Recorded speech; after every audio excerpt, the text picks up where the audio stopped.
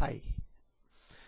This is this is a summary for the learning from data lectures. This is my goal is once again to read a couple of watch a couple of lectures and to do a quick 10-minute video.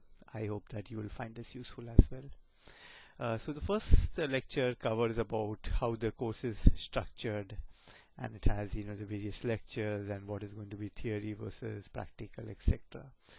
So what's the idea about learning problem? So the problem is the following, that let's say, so this is a very popular problem that everybody has heard about. It's the Netflix $1 million prize. The idea is that you have a data set where you have a bunch of users and the ratings of movies, and you want to predict how they would rate other movies.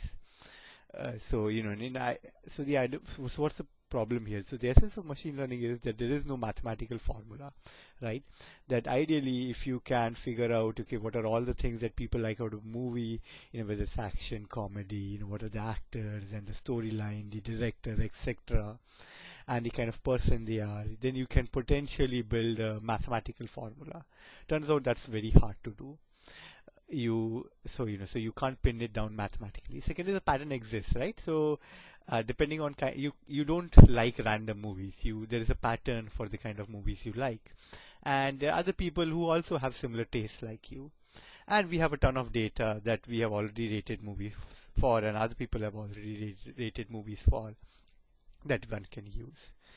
So what you can potentially think about, so this is the idea that, okay, if there are these categories, or these are the factors that, okay, whether the movie, is it a comedy, how big of a comedy component it has, versus how much comedy do I like, and things like that. So you can do a dot product of these two vectors and figure out what's the rating of the movie. So this is the kind of the solution, and the approach is the following, that you could just randomly assign, you can figure out some random parameters and randomly assign weights or numbers to each movies and each viewers, and when you do a dot product, they will not be the same. Now what you can imagine is that you slightly increase or decrease some values so that you ensure that this dot product is closer to the value that you already have saved. And when you do this across the data set, you kind of build your model. So that's the idea of learning. Another example is credit approval. And here the idea is that, okay, a bank is trying to figure out should they lend money to you or not. Once again, there are various factors, that you have concrete values for. And so what's the idea? So if you formalize this, there is an input X, where X is a set of values. In this case, X is one particular customer application which has a set of properties or features. There is an output Y, which is, okay, in this case is good or bad, and there potentially exists a target function F that maps X to Y.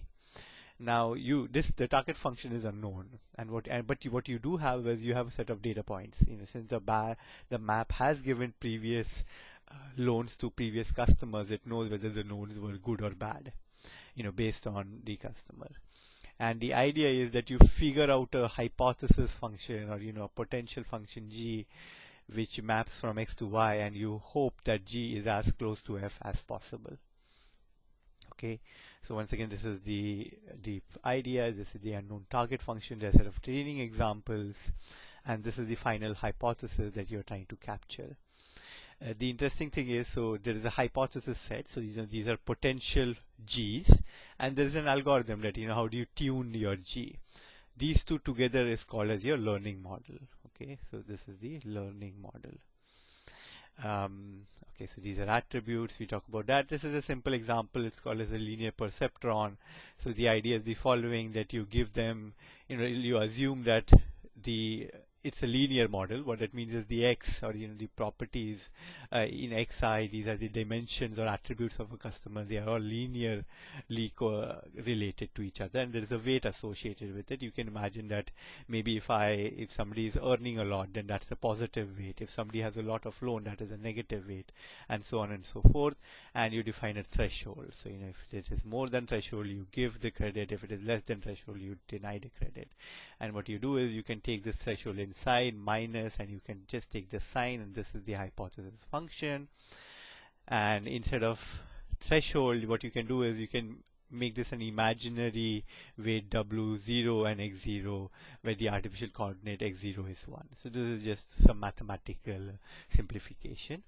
And the idea is the following: if this is truly linearly separable data, then you can figure, there is a learning algorithm which is called as perceptron learning.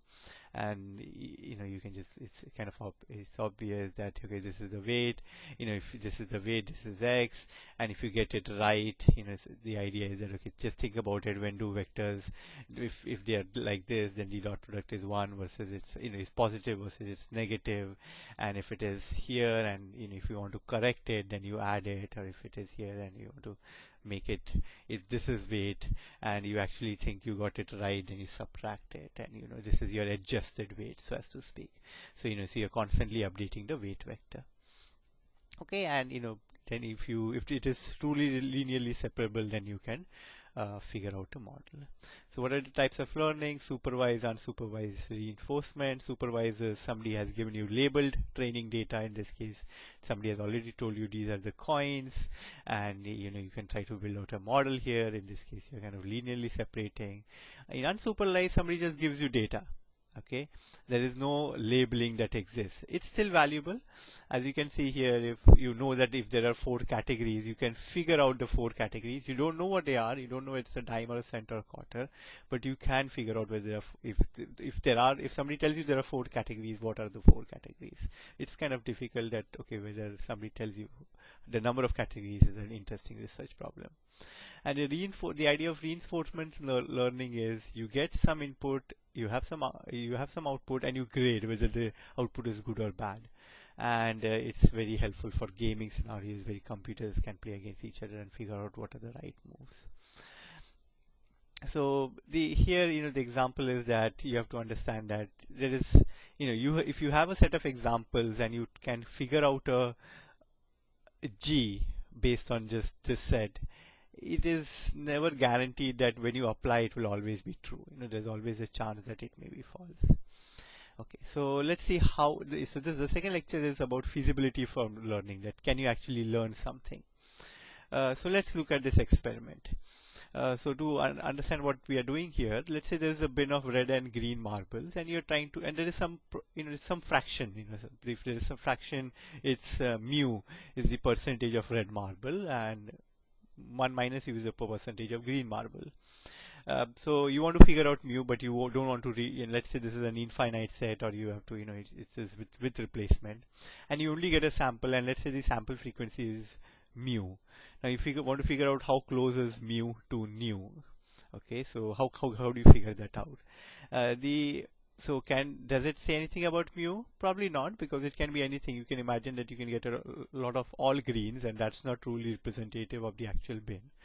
But then you want to, so you can never guarantee it. But then can you, so the idea is possible versus probable. So can you probabilistically say that, hey, you know what? If I have a large enough sample, then maybe it approximates mu really well.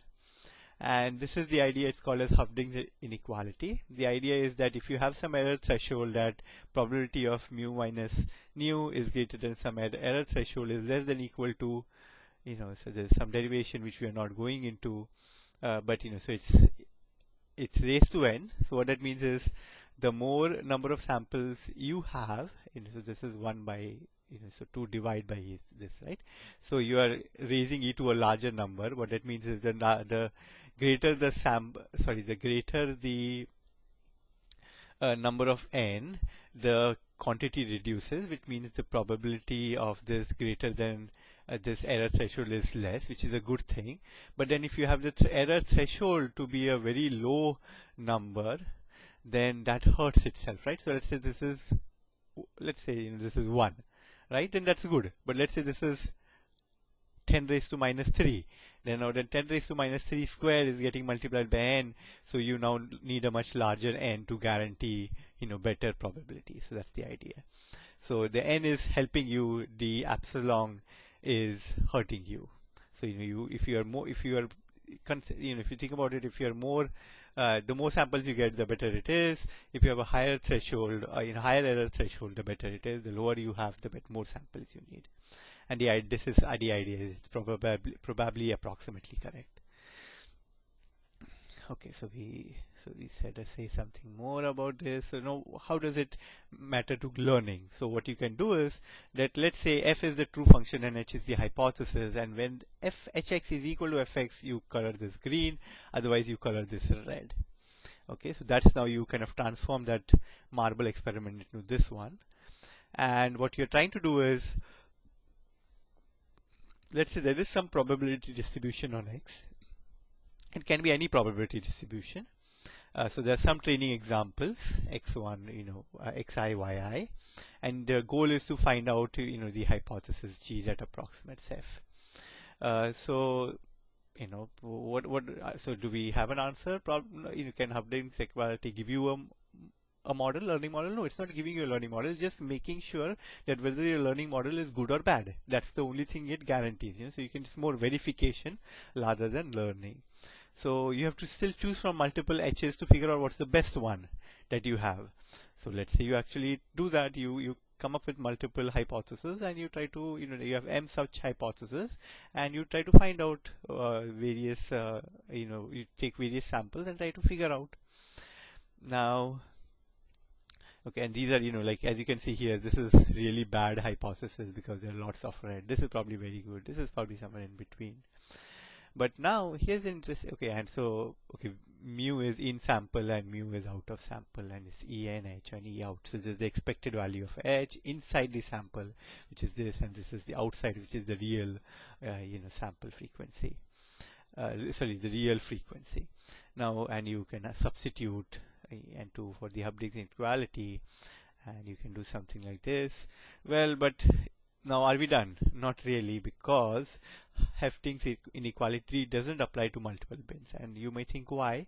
So conceptually, this is the idea that, let's say if you try to toss a fair coin 10 times, and the probability that you will get 10 heads is very low. But if you toss 1,000 coins 10 times each, the probability that at least some coin will get 10 heads is actually suddenly very, very high.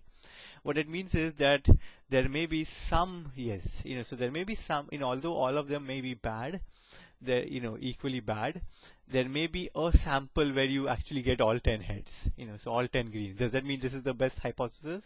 No, not really. So now what you can do is, how do you now work through it?